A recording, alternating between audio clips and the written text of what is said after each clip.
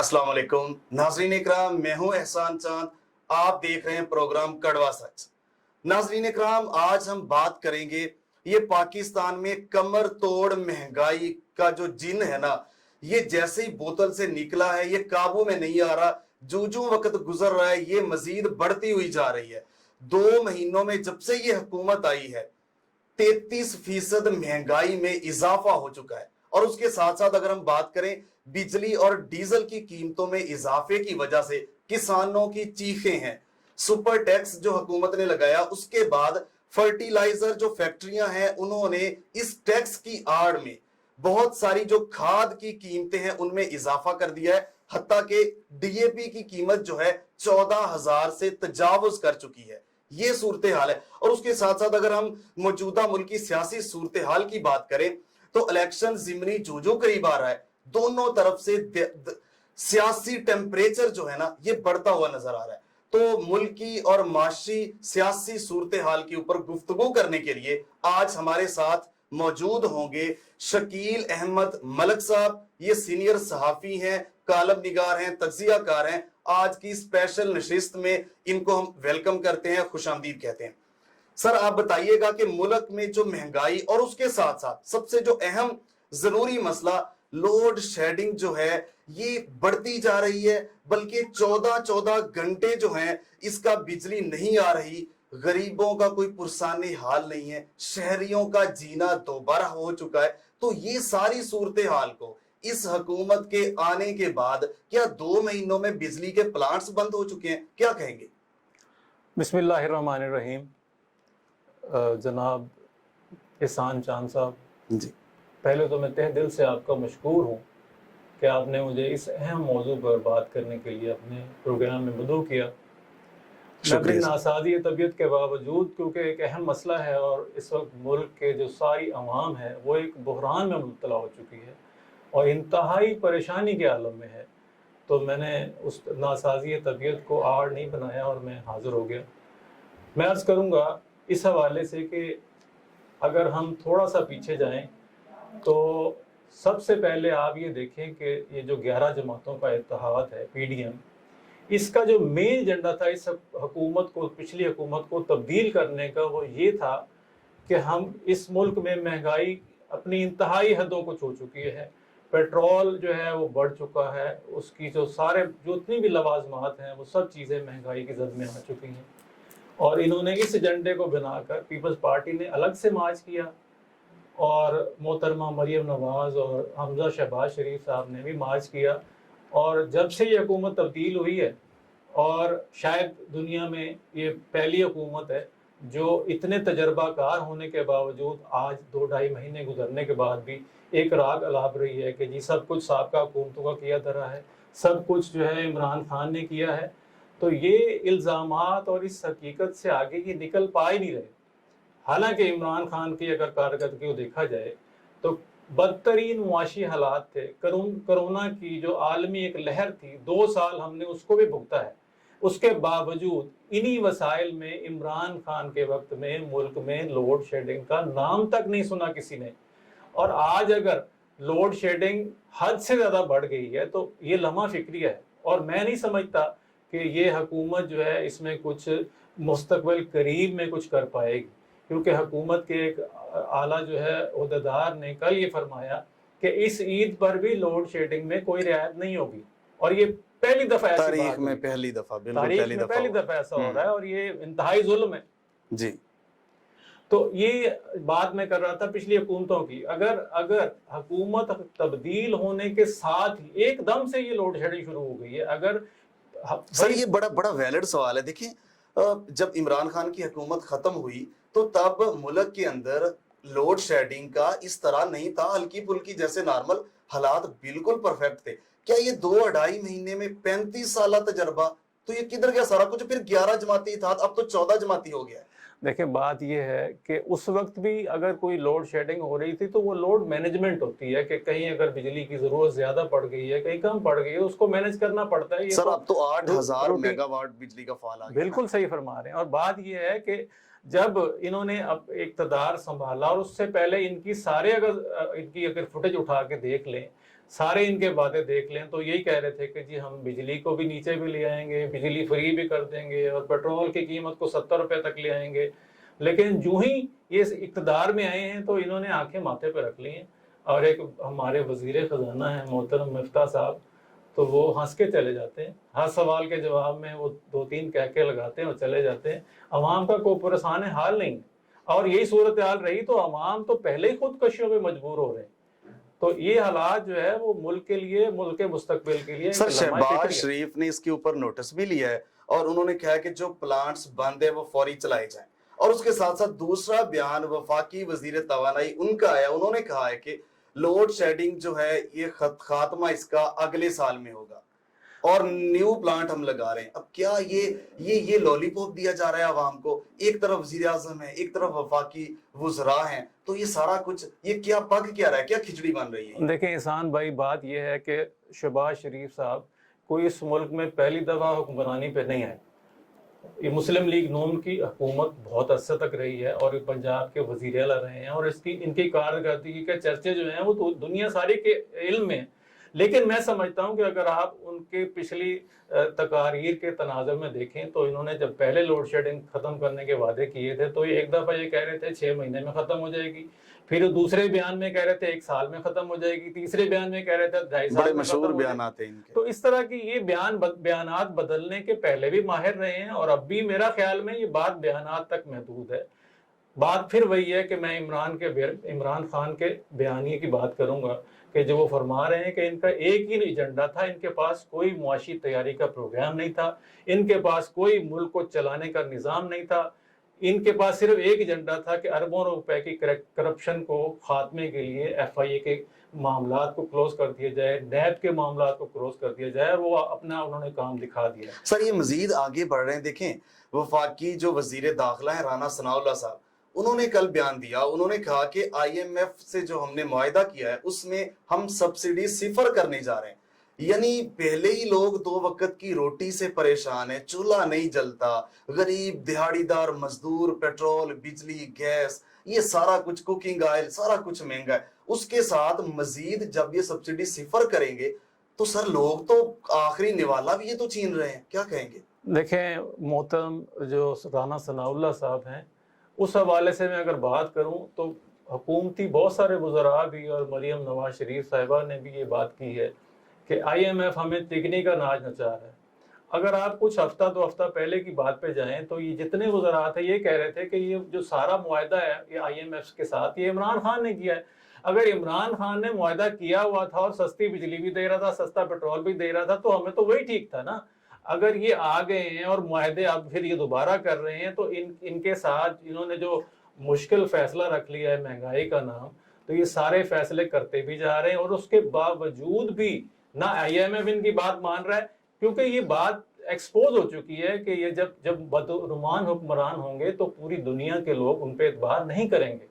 اور یہی ہو رہا ہے. ہمارے ملک کی بدقسمتی سمجھیں کہ اگر ہم نے اپنے ایسے نمائندے چن کے اوپر بٹھائے ہیں. سر یہ المیہ نہیں ہے کیا؟ چائنا نے 17 ممالک اپنے جو ملک کے اندر انوائٹ ان کو کیا, ہمارا ازلی دشمن انڈیا کو بھی بلایا, جبکہ پاکستان کو ہسٹری میں بہت عرصے بعد پہلی دفعہ ہوا ہے کہ اس 17 ممالک کا جو وہاں اجلاس تھا پاکستان وہاں پہ نہیں تھا.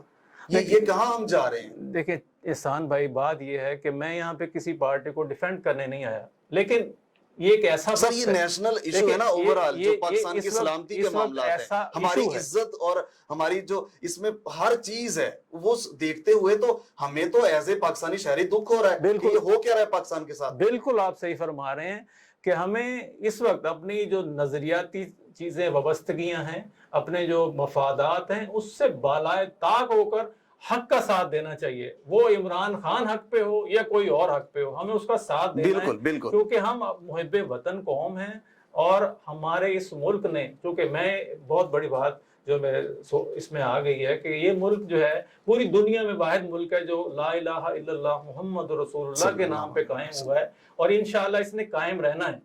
لیکن اس قائم رہنے کے ساتھ ساتھ اللہ کی مدد تبھی آتی ہے کہ جب پوری قوم جاگ جاتی ہے, پوری قوم جو ہے اپنے سر خدا اس قوم کی حالت نہیں بدلتا, نہ ہو جس کو خیال اپنی حالت کے بدلنے کا.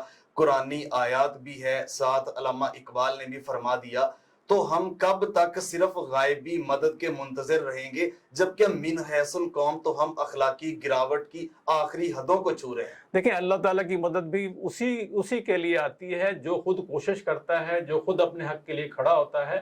لیکن اللہ تعالیٰ کا شکر ہے، میں جو دیکھ رہا ہوں 2-3 مہینے کے جو حالات میں نے دیکھے ہیں، میں نے کچھ جذبے لوگوں کے سنے ہیں، مجھے یہ خوشی ہے کہ قوم جاگ رہی ہے. انشاءاللہ تعالیٰ قوم جو ہے اپنے صحیح نمائندوں کا انتخاب کرے گی ضرور کرے گی. میں اس بات پہ مجھے جو ہے نا وہ یقین ہے اللہ سر تعالیٰ کی ایک ذات طرف سے. تو یہ بیانیہ آ رہا ہے کہ جو ہے نا ضمنی الیکشن میں ابھی پی ڈی ایم کے نمائندوں کو کہیں اداروں کی سپورٹ بھی ہے، تو ایک نام بھی لیا جو محترمہ یاسمین راشدہ صاحبہ نے. تو یہ سارا کچھ اس حوالے سے کیا کہیں گے؟ اور اس کے ساتھ ساتھ میں بڑا اہم جو ہمارے ذرائع ہیں وہ نقطے کی میں بات کرتا ہوں. ضمنی الیکشن میں پی ڈی ایم کے جو امیدواران ہیں انہوں نے اپنی سینئر قیادت کو کہا ہے کہ عمران خان صاحب کو روکیں کیونکہ انہوں نے دوبارہ جلسے شروع کر دیے ہیں اور ضمنی الیکشن کے امیدواروں کے حلقوں میں آ کے وہ جلسے کرنے جا رہے ہیں. تو انہوں نے کہا روکیں نہیں تو الیکشن مشکل ہو جائے گا. دیکھیں احسان بھائی، بات یہ ہے کہ میں تھوڑا سا پچھلے سوال کی طرف جاؤں گا کہ آپ نے فرمایا کہ رانا ثناء اللہ صاحب فرما رہے تھے کہ سبسڈی ختم کرنے جا رہے ہیں.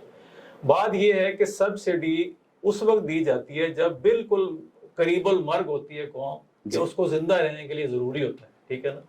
تو اگر یہ مشکل فیصلے بھی کرتے جائیں گے، مہنگائی بھی کرتے جائیں گے اور سبسڈی بھی ختم کر دیں گے تو کہیں سے جینے کا آسرا ہی نہیں رہ جائے گا. تو یہ قوم کو واقعی سڑکوں پہ یہ لانا چاہتے ہیں کہ لوگ اپنے بچے لے کے سڑکوں پہ آ جائیں اور ان کو نکال باہر کریں. بات یہ ہے، اب میں آپ کے دوسرے سوال کی طرف آنا چاہوں گا کہ اس وقت 17 جولائی کو پورے پنجاب میں جو ہے وہ 20 حلقوں کے اوپر ضمنی انتخابات ہو رہے ہیں. آپ نے مختلف حلقوں کی رپورٹس دیکھی ہوں گی. میں نے بھی جو ملتان کے حلقے میں یا لودھرا کے حلقے میں یا اپنے قریب جو علاقے ہیں ان حلقوں میں نے جا کے دیکھا ہے، مشاہدہ کیا ہے. لوگوں میں اب بہت شعور کی تبدیلی آ چکی ہے، وہ واقعی حق کا ساتھ دینا چاہتے ہیں. لیکن اس وقت جو سب سے اہم مسئلہ جس کی طرف میں آپ کی توجہ مبذول کرانا چاہتا ہوں کہ اس وقت چاہے وفاقی گورنمنٹ ہو چاہے پنجاب کی گورنمنٹ ہو، وہ جس انداز سے بھی وجود میں آئی ہیں ان کو اپنی سروائیول کے لیے اور عمران خان کے بیانیے کو جیسے تیسے میں اس کو مفلوج کرنے کے لیے، ختم کرنے کے لیے وہ اس الیکشن کو ہر صورت میں جیتنا چاہتے ہیں. ڈو اور ڈائی کی پوزیشن لی ہوئی ہے. دیکھیں اس میں ان کو 20 سیٹوں میں سے 7 سیٹیں ان کو چاہیے اور 13 سیٹیں پی ٹی آئی کو چاہیے اگر پی ٹی آئی جیتنا چاہتی ہے تو. لیکن ان کی کوشش، ان کی خواہش، ان کی سارا کچھ یہ ہے. اور ان کا سابقہ جو تجربہ ہے، جو پچھلے گزشتہ الیکشنز کے دوران مسلم لیگ نون بیوروکریسی کے ساتھ مل کے جو حرکات و سکنات کرتی رہی ہے، الزامات تو ان پہ 101 ہیں، بے شمار الزامات ہیں. تو الزامات سے گھبرانے والے بھی نہیں ہیں، یہ ہر کچھ سب کچھ کر گزرتے ہیں، چاہے وہ ثانیہ ماڈل ٹاؤن ہو یا اس سے بھی کوئی بڑا ظلم ہو. تو آپ یہ چیز ضرور ذہن میں رکھیں کہ عوام کی اکثریت اس وقت ان کے خلاف ہو چکی ہے. مہنگائی کی وجہ سے، ان کی بد انتظامی کی وجہ سے سارے معاملات جو ہیں ان کے ہاتھ سے نکل چکے ہیں. اور میں سر دیکھیں بڑا ایک ویلڈ سوال ہے کہ مہنگائی یہ آنکھیں بند کر کے ہر چیز کی قیمتیں بڑھا رہے ہیں، پیچھے مڑ کے دیکھ بھی نہیں رہے. کیا انہوں نے اینڈ آف دا ڈے عوام کے پاس نہیں جانا؟ یہ چاہتے کیا؟ دیکھیں کوئی بھی سیاسی پارٹیز یا امیدواران ہوتے ہیں ان کو یہ ڈر ہوتا ہے کہ ہم نے لوگوں کے پاس جانا ہے تو لوگ ہمارا کیا حشر کریں گے، ان کے لیے کچھ کریں. تو یہ تو سوچ ہی نہیں رہے. دیکھیں احسان بھائی، بات یہ ہے کہ غیب کا علم تو اللہ کے پاس ہے اور وہی سب معاملات کو بہتر جانتا ہے. لیکن دیکھیں خود بخود جو بندہ گڑھے میں گر رہا ہو تو اس کے بارے میں ہم کوئی رائے تو قائم کر سکتے ہیں نا کہ یہ کیوں کر رہا ہوگا. تو یہ میری رائے ہے، میری ناقص رائے ہے، اس سے آپ متفق ضروری نہیں ہے کہ ہو جائیں. بات یہ ہے کہ یہ شہباز شریف کے لیے اور حمزہ شریف کے لیے یہ آخری چانس تھا. اگر عام انتخابات ہوتے اور کوئی اور حالات ہوتے تو ان کی جو مسلم لیگ کی دوسری قیادت ہے، میاں نواز شریف صاحب ہیں یا مریم صاحبہ ہیں، وہ آگے آتی، ان کو کوئی آگے آنے نہ دیتا. تو انہوں نے اس کو آخری موقع جان لیا ہے اور یہ لاسٹ اینڈ فائنل جو ہے نا وہ انہیں کھیلنے والے ہیں. اور اللہ تعالیٰ رحم کرے پاکستان پر، ہم تو دعا گو ہیں. سر اس کے ساتھ ساتھ دیکھیں اسی جو ضمنی الیکشن ہے، آپ کی کیا رائے ہے؟ پی ڈی ایم یا پی ٹی آئی اور کیوں؟ میں آپ کے سوال کو پک نہیں کر سکتا. جی سر، میں یہ سوال جو ہے بریک کا وقفہ ہوا چاہتا ہے، اس کے بعد میں یہیں سے پھر سٹارٹ کریں گے. ناظرین اکرام، آپ دیکھ رہے ہیں پروگرام کڑوا سچ. بریک کے بعد دوبارہ کنٹینیو کرتے ہیں، ملتے ہیں بریک کے بعد.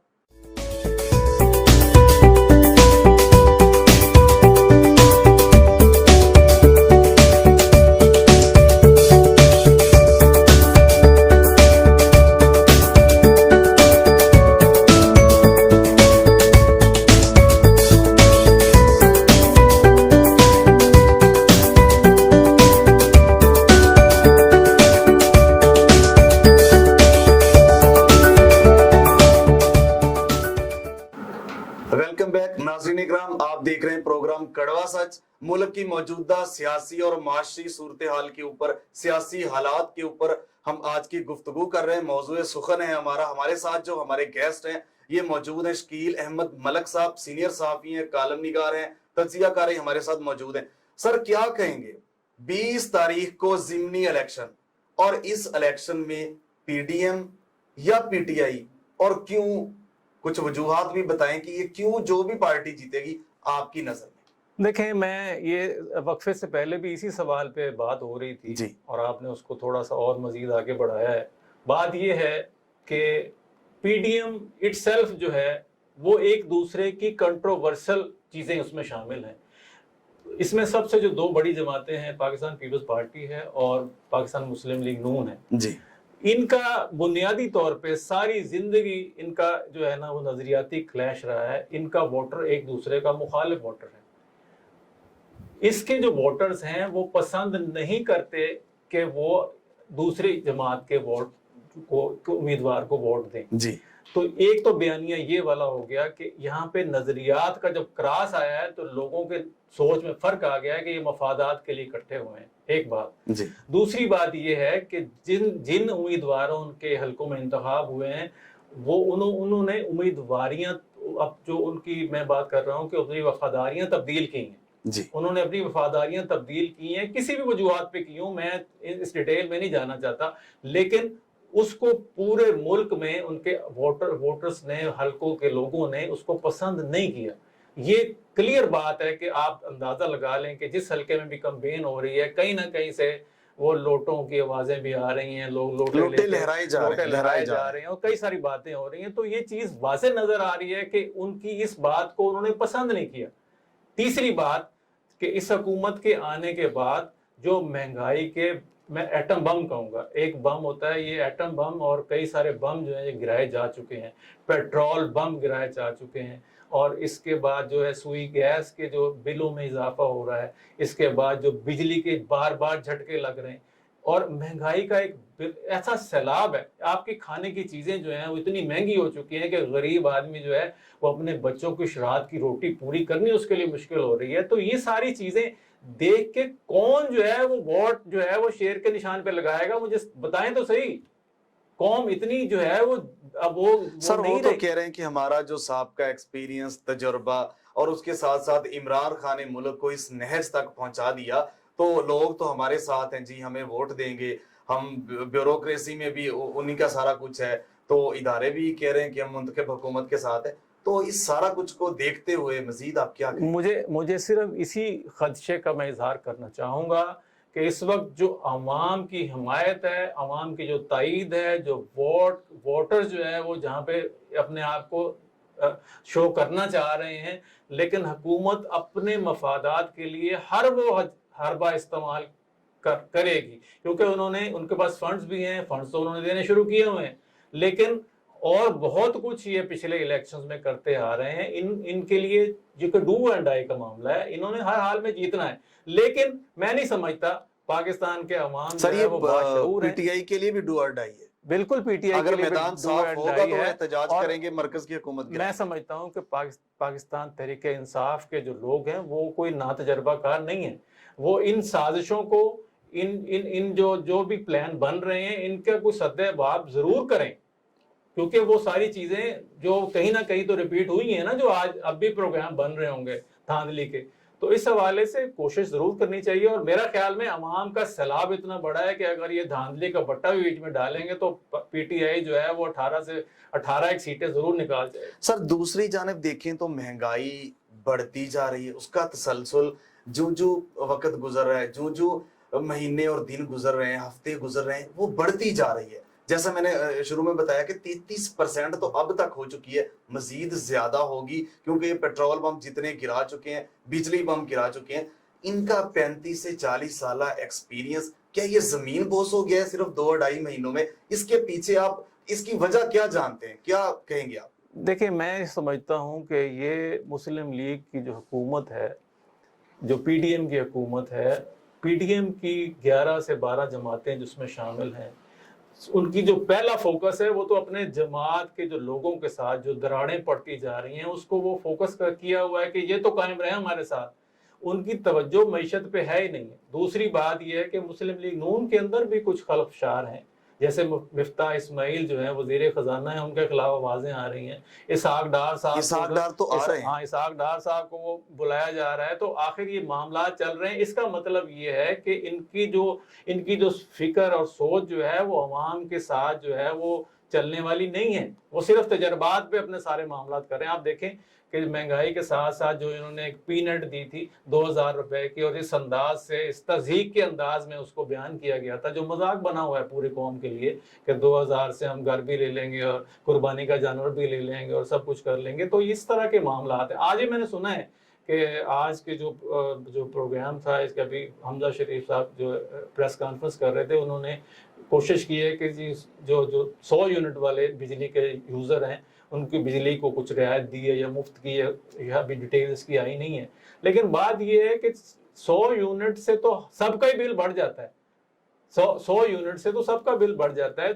جو بجلی زیادہ خرچ کر رہا ہے، دنیا میں ایسا ہو رہا ہے کہ جو بجلی یا کوئی چیز زیادہ خرچ کرتا ہے اس کو سستی پڑتی ہے، یہاں پہ جو زیادہ خرچ کرتا ہے اس کو مہنگی پڑتی چلی جاتی ہے۔ تو یہ الٹا قانون ہے۔ تو یہاں پہ جو ہے پاکستان میں نظام سر یہاں پہ سارا کچھ ہی الٹ ہے، آپ ایک ایک چیز کو ہاتھ لگاتے جائیں تو آپ کو اندازہ ہوتا جائے گا۔ اور اس کے ساتھ ساتھ زراعت جو پاکستان کے لیے ریڑھ کی ہڈی کی حیثیت رکھتی ہے، دنیا کا ٹاپ کا بہترین نہری نظام ہے، اس کے باوجود ہمارا یہ حشر ہے کہ جو بجلی کے بلوں میں اضافہ، ٹیوب ویلوں کے بلوں میں اضافہ، اس کے ساتھ ساتھ جو ڈیزل 300 روپے سے تجاوز کر چکا ہے، یہ سارا کچھ کسان پریشان بل بلا اٹھے ہیں۔ اور اس کے ساتھ ساتھ سپر ٹیکس کی آڑ میں کھادوں کی قیمتوں میں جو ہے فرٹیلائزر فیکٹریاں مزید اضافہ کر رہی ہیں، ڈی اے پی کی بوری 14,000 سے تجاوز کر گئی ہے تاریخ کی بلند ترین سطح پر۔ تو یہ کیا جو ریڑھ کی ہڈی ہے اس کو توڑنا چاہتے ہیں، جبکہ ان کے بارے میں پہلے بھی مشہور ہے، مسلم لیگ نواز کی حکومت جب آتی ہے تو کسانوں کا فائدہ نہیں ہوتا، صنعتی شعبے کو یہ دیکھتے ہیں۔ تو اب آپ کے سامنے یہ سارا کچھ ہو رہا ہے۔ دیکھیں یہ مہنگائی کا رونا تو ہم نے جو شروع کیا ہوا ہے، یہ ابھی اس کی یہ سمجھے ٹریلر ہے، اصل فلم تو ابھی آنی ہے۔ سر ابھی فلم آنی ہے، بالکل تو فلم پھر آنی ہے۔ لوگوں نے کہا جانا انہوں نے حکومت کیا غریبوں کے اوپر، جو پاکستان کے لوگوں کے اوپر حکومت نہیں کرنی انہوں نے۔ دیکھیں ابھی جو جولائی کے بل آنے ہیں، آپ کو اندازہ ہو جائے گا کہ پہلے سے کتنا فرق پڑا ہے، اور یہ سارے معاملات ایٹ دی اینڈ جو ہے وہ معاملات کو یہاں تک لے جائیں گے کہ کوئی چیز منافع بخش نہیں رہ جائے گی، لوگوں کا جینا دوبر ہو جائے گا، لوگ پریشان ہو چکے ہیں اور وہ پریشانی کی اس منزل تک پہنچ جائیں گے جہاں سے واپسی ممکن نہیں ہوگی۔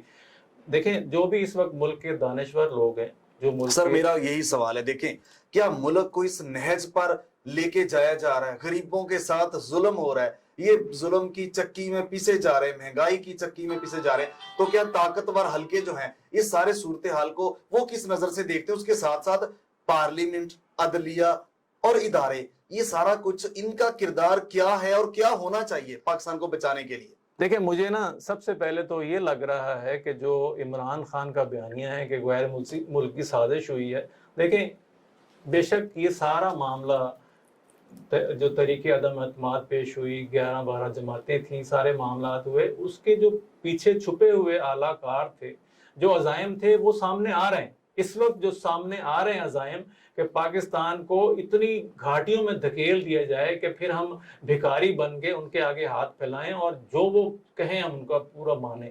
دیکھیں یہ بات ہے، میں سمجھ رہا ہوں کہ یہ سازش جو ہے آہستہ آہستہ کھلنا شروع ہو گئی ہے۔ اصل سازش یہ ہے کہ ملک کو اس نہج پہ لے جایا جائے کہ پھر وہ پیسے دیں خیرات کے طور پہ اور ہم بھیک مانگیں. یعنی خودداری سے پیچھے ہٹایا جا رہا ہے. ایبسولوٹلی ناٹ کو تو بہت پیچھے کیا جا رہا ہے. بالکل ہٹایا جا رہا ہے. اور اس وقت جو ملک کے معاشی حالات ہیں, جو ملک کے اندر مختلف قسم کے بحران پیدا ہوئے ہیں, آئینی بحران پیدا ہوئے ہیں, مختلف چیزیں پیدا ہوئے ہیں, اس میں جو سب سے بڑی ضروری بات ہے کہ نہ تو پارلیمنٹ کا وہ رول رہا ہے, نہ بدقسمتی سے عدلیہ کا وہ رول رہا ہے, اور نہ جو دوسرے ادارے ہیں جن کو اپنا رول پلے کرنا چاہیے, کیونکہ وہ ملک کے لیے ہیں. ادارے ملک کے لیے کچھ نہیں کریں گے, کچھ کام نہیں کریں گے, کچھ نہیں سوچیں گے, تو ملک جو ہے وہ کیسے آگے سروائیو کرے گا. میں سمجھتا ہوں کہ آج کل کے حالات میں آپ پارلیمنٹ کو ہی دیکھ لیں. سب سے پہلے میں سمجھتا ہوں کہ عمران خان نے مخالفت میں یا جس بات پہ بھی پارلیمنٹ سے اپنے ممبران کے استعفے جو ہیں وہ بھیج دیے ہوئے ہیں. لیکن میری اگر آپ دیکھیں, نقطہ نظر دیکھیں, تو عمران خان صاحب کو اسمبلی کے اندر رہ کر تمام محاذوں پر, کیونکہ جو باتیں قانون سازی میں یا جو معاملات ہیں اگر اس میں ان کی مشاورت شامل ہوتی اور ان کی وہ باتیں جو ہیں وہ عوام تک پہنچتی ساری ہوتی, تو انہوں نے یہ غلط فیصلہ کیا. ان کو اسمبلی میں رہنا چاہیے تھا. دیکھیں, الیکشن ڈیمانڈ کرنا ان کا حق ہے, تو الیکشن اسمبلی میں بیٹھ کے بھی ڈیمانڈ وہ کیے تو جا کھلا سکتے ہیں. میدان ان کے لیے چھوڑ دیا نا, وہ مطلب وہ تو جو مرضی لیکن آپ دیکھیں, یہی بات میں کرنا چاہ رہا تھا کہ اس وقت جو ہے, جو اپوزیشن لیڈر ہیں, جو میں اس کا نام بھول رہا ہوں, اپوزیشن لیڈر گورنمنٹ جو اسمبلی ہے, سر آپ دیکھیں, وہ تو ایک نام آپ لے لیں, ویسے اپوزیشن میں تو اس ٹائم کوئی ہے نہیں. دیکھیں, میں وہی کہہ رہا ہوں کہ انہوں نے اپوزیشن لیڈر نے قومی اسمبلی میں آئندہ الیکشن میں نون کا ٹکٹ جو ہے اپلائی کیا ہوا ہے, اور وہ قومی اسمبلی میں نون لیگ کی اپوزیشن کر رہے ہیں. تو اس سے بڑا مذاق کیا ہوگا, اس سے بڑا مذاق ہوگا کیا؟ تو یہ ہر ادارے کو انہوں نے مذاق بنا دیا. سر کسانوں سے لے کے میں چھوٹی سی ایک بات کروں گا کہ اب یہ میں پارلیمنٹ کی بات کی, بہت ساری باتیں ہیں پارلیمنٹ کی, اور بھی باتیں ہیں. باتیں میں عدلیہ کی طرف کروں گا کہ رات میں ایک ٹی وی چینل پہ سن رہا تھا, بڑے محترم ہمارے پاکستان پیپلز پارٹی کے ایک لائر ہیں اعتزاز احسن صاحب, تو انہوں نے بات کی اور مجھے بات پہ سن کے ہنسی بھی آئی اور دکھ بھی ہوا, افسوس بھی ہوا. انہوں نے کہا کہ یہ جو حمزہ شہباز کے بارے میں فیصلہ کیا ہے سپریم کورٹ نے, تو یہ انہوں نے ایک پنچایتی فیصلہ کیا, یہ عدالتی فیصلہ ہے ہی نہیں. اچھا, عدالت میں آئین میں اس کی کوئی پروویژن ہے ہی نہیں. تو جب عدالتیں بھی جو ہے نا وقتی اور مصلحت کے فیصلوں کی طرف آ جائیں, تو معاملات جو ہے وہ کہاں ٹھیک ہوں گے. دیکھیں, بات یہ جب آئین میں اس کی گنجائش موجود, انہوں نے واضح کہا کہ اگر حمزہ تو ایک دن بھی جب ان کا انتخاب کالعدم ہو گیا, معاملہ ہی سارا غلط ہو گیا, تو عثمان بزدار صاحب کو وزارت اعلیٰ پہ گورنر صاحب کو بحال کرنا چاہیے تھا. سر یہ دیکھیں نا, یہ تو آپ کوئی بھی بندہ اٹھا لیں دانشور پاکستان کا شہری, کہ ایک بندہ جب اس کا الیکشن ہی کالعدم ہے تو وہ وہاں کیسے بیٹھا. یہ ہماری عدالتوں کی کرم نوازیاں ہیں, اور رات کو 12 بجے بھی کھل جاتی ہیں, یہ سارا کچھ عوام کے سامنے. اس کے ساتھ ساتھ تمام مکتبہ فکر کے لوگوں کو یہ حکومت دبا رہی ہے. کسانوں کے ساتھ ساتھ اگر ہم صحافیوں کی بات کریں, چونکہ ہمارا بھی اسی فیلڈ سے تعلق ہے, آپ بھی صحافت کے میدان میں لکھتے بھی ہیں, بولتے بھی ہیں, تو اگر اس کے اوپر آپ دیکھیں کہ صحافیوں کو جس طرح سے دیوار کے ساتھ اس حکومت کی اس ٹینور میں لگایا جا رہا ہے, پاکستان کی ہسٹری میں اس کی مثال نہیں ملتی. حتیٰ کہ جرنیلوں کی حکومتیں بھی آئیں, ڈکٹیٹروں کی حکومتیں بھی آئیں, یہ مثال نہیں ملتی جو صحافیوں کے ساتھ اس وقت ہو رہا ہے. کیا کہیں گے اس کو؟ دیکھیں, بات یہ ہے کہ سب سے آپ نے اچھا سوال کیا ہے. ایاز امیر صاحب کے ساتھ جو واقعہ پیش آیا ہے 2-3 دن میں, بزرگ 70 سالہ صحافی, دیکھیں میں ان کا, دیکھیں وہ کسی جماعت میں بھی رہے ہیں, میں ہمیشہ ان کے قلم کی, ان کے لکھنے کی ہر قدر کرتا ہوں, اور وہ ایک پوری دنیا میں معتبر نام ہے, اچھے لکھاری ہیں. تو ان کے ساتھ جو ایک واقعہ پیش آیا اور پوری دنیا نے دیکھا, یہ جگ ہنسائی نہیں تو اور کیا ہے. میں دیکھیں پوری صحافی برادری کی طرف سے تہ دل سے اس کی مذمت کرتا ہوں, اور آئندہ ایسے جو واقعات عمران ریاض خان کے اوپر بھی پرچے ڈیلی کے بنیادوں پہ مختلف شہروں میں, عمران ریاض صاحب ہیں, جو ہے سمیع ابراہیم صاحب ہیں, صابر شاکر صاحب ہیں, صابر شاکر صاحب ہیں, بے شمار لوگ ہیں جو بھی حق گوئی کی بات کرتے ہیں. میں سمجھتا ہوں کہ آج کل کے حالات میں اگر کوئی حق گوئی کی بات کرتا ہے تو اس کے حق کو دبانے کی کوشش کی جا رہی ہے. سر آخری سوال, اس صورتحال کا حل کیا ہے؟ عبوری حکومت, نگران حکومت, یہی گھسا پٹا نظام, یا صدارتی نظام؟ देखिए मैं ये समझता हूँ कि इस मुल्क में जो निज़ाम चल रहा है उसी निज़ाम को चलना चाहिए। सर आपके क्योंकि पास 1 मिनट है, कंक्लूड करें। देखिए बात ये है कि निज़ाम तो इसी को ही चलना चाहिए, लेकिन उसके अंदर जो गैर आइनी हो रहा है उस गैर आइनी को आइनी हो जाए। जब पार्लियामेंट, जब अदलिया, जब दूसरे मुक़्तदर इदारे जो हैं अपनी अपनी जिम्मेदारियां पूरी करेंगे तो इस निज़ाम में कोई खराबी नहीं है। इसको निज़ाम को हम खुद खराब कर रहे हैं। अगर हम इस सर खराबियों को 70 साल से तो ये चलता हुआ नजर नहीं आ रहा, कब तक ये चलेगा, क्लिक करेगा? जब गरीब पाकिस्तान के जो 70% से अब तो 90% के दरमियान जो सफेद पोश तबका है वो भी जीना दोबारा उसका भी हो गया, जब वो नहीं रहेंगे तो ये खाली पाकिस्तान के ऊपर देखिए निजाम, ये एक हुकूमत। सीधी सी बात है कि अगर ये हुकूमत तब्दील होने से पहले 11 की 11 जमातें इलेक्शन की डिमांड कर रही थी तो आज इलेक्शन क्यों नहीं? देखे ना, आज इमरान खान भी इलेक्शन की डिमांड कर रहे हैं और ये 2 माह सर पहले बहुत शुक्रिया, सारे बहुत इलेक्शन की शुक्रिया। डिमांड कर रहे थे, तो हमें इलेक्शन की तरफ जाना चाहिए। जी बहुत शुक्रिया। शकील अहमद मलक साहब के आखिरी अल्फाज यही थे कि हमें फौरी इलेक्शन की जानिब जाना चाहिए। देखिए मैं भी कहूंगा कि इस सारे क्राइसिस का मुल्क की जो सियासी सूरत हाल है, माशी सूरत हाल है, वजीर आजम शहबाज शरीफ साहब ये खुद कह चुके हैं कि पाकिस्तान की मईशत को कोई एक पार्टी या एक बंदा नहीं उठा सकता। उन्होंने हाथ अपने उठा लिए, उन्होंने कहा कि तमाम जो लोग हैं, तमाम पार्टीज हैं, हम मिलके इसका हल हो सकता है। देखिए जब ये चीज आप नहीं कर सकते तो फिर आपको फौरी इलेक्शन की जानिब जाना होगा। तमाम पाकिस्तानियों की ये डिमांड है कि अभी फौरी इलेक्शन हो, क्योंकि महंगाई और उसके साथ साथ कोई पूछने वाला नहीं है। आप एक एक इदारे को उठाएं, अपनी मर्जियां मनमानियां हो रही हैं, अपनी मर्जी के रेट्स हो रहे हैं। आप दुकानों पे जाके आप ताजरों के सुने तो वो कह रहे हैं पीछे से महंगे हैं। जैसे सुपर टैक्स जो इन्होंने लगाया तो उन्होंने आगे खाद महंगी कर दी। End of the day ultimate वो गरीबों की जेबों से निकलेगा। कोई भी चीज महंगी होगी तो गरीबों के लिए खुदारा मुक्तदिर हलकों से भी हमारी दरखास्त है कि फौरी इलेक्शन की जानिब बढ़ा जाए और उसी यही पाकिस्तान का जो है सरवाइव का वाहिद हल है। नाज़रीन इकराम, आप देख रहे थे प्रोग्राम कड़वा सच। इसको देखने का बहुत शुक्रिया। मिलते हैं एक नए प्रोग्राम के साथ, तब तक के लिए अल्लाह निगहबान। पाकिस्तान हमेशा जिंदाबाद।